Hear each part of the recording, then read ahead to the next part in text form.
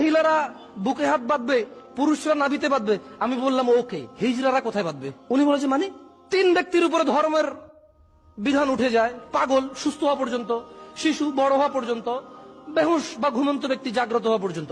But হিজড়া না পাগল, হিজড়া না ছোটই থাকে, ওরা বড় হয়। হিজড়া সবসময় ঘুমানো, ওরা জেগেও থাকে। হুজুর বলল মহিলা বুকে বাঁধবে, পুরুষ নাভিতে বাঁধবে। আমি বললাম ওকে, হিজড়া কোথায় বাঁধবে? তার মানে এই পদ্ধতিতে ভেজাল আছে। কি আছে?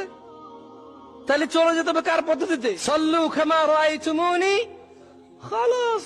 এবার হুজুর বলতেছে যে শাফিরা বুকে বাঁধে, হানাফিরা নাভিতে বাঁধে, সবগুলো হাদিসে আছে, সবগুলো সঠিক আছে। আমি বললাম দ্যাটস গ্রেট, গ্রেট। আল্লাহ নবী নিশ্চয় বলেনি এই তোমরা যারা আমি যাওয়ার পরে শাফি হবা, বুকে বাঁধবা, হানাফি হবা, নাভিতে বাঁধবা, এরকম কোন নির্দেশনা আছে? বলে যে না। আমরা তার মানে আপনার বক্তব্য অনুযায়ী বুকে বাঁধার হাদিসও আছে, নাভিতে বাঁধার হাদিসও আছে, সবগুলো সঠিক।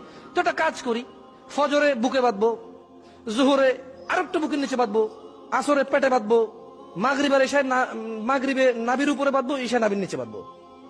তাহলে সবগুলো সুন্নতের উপর আমল হবে। কথা বুঝাইতে পারিনি। যেমন আল্লাহ নবী 4 রাকাত নামাজ পড়ছে, তিনি 2 রাকাতে বসছে, আমরাও বসি।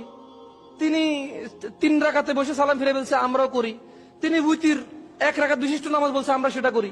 তাহলে তিনি যদি নাভিতে বাঁধছে, তিনি যদি বুকে বাঁধছে, আমাদের উচিত নাভিতে বাঁধা, আমাদের উচিত বুকে বাঁধা।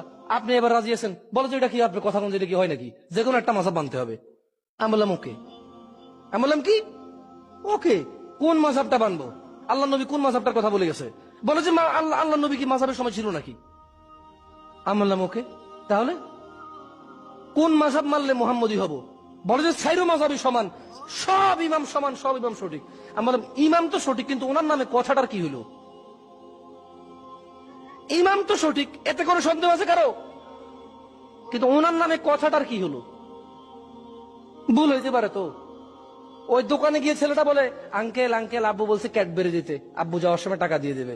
আব্বু মাস শেষে হিসাব করে দেখলো যে আমার এবারে 2700 টাকার বাজার হইলো। দোকানদার বলে যে ভাই 3500 টাকা। কি ভাই?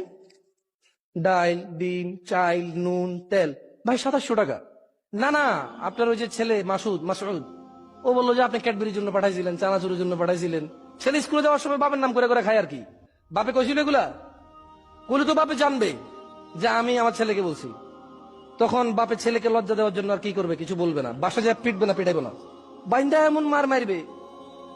বোঝেন না? ওই বাপ, যে বাপের বাচ্চা মিথ্যা কথা বলে খাইতে হয়, তো ওই বাপ তো আর খুব সমর্থমান বাপ না। তাহলে সে বাইন্দাই পিটাইবে। কারণ 700 টাকা মানে কারেন্টের বিল 1 মাসের, অথবা গ্যাস বিল। বুঝাইতে পারি নাই মনে হয়। আচ্ছা, এবার আসেন শেখ যে বললো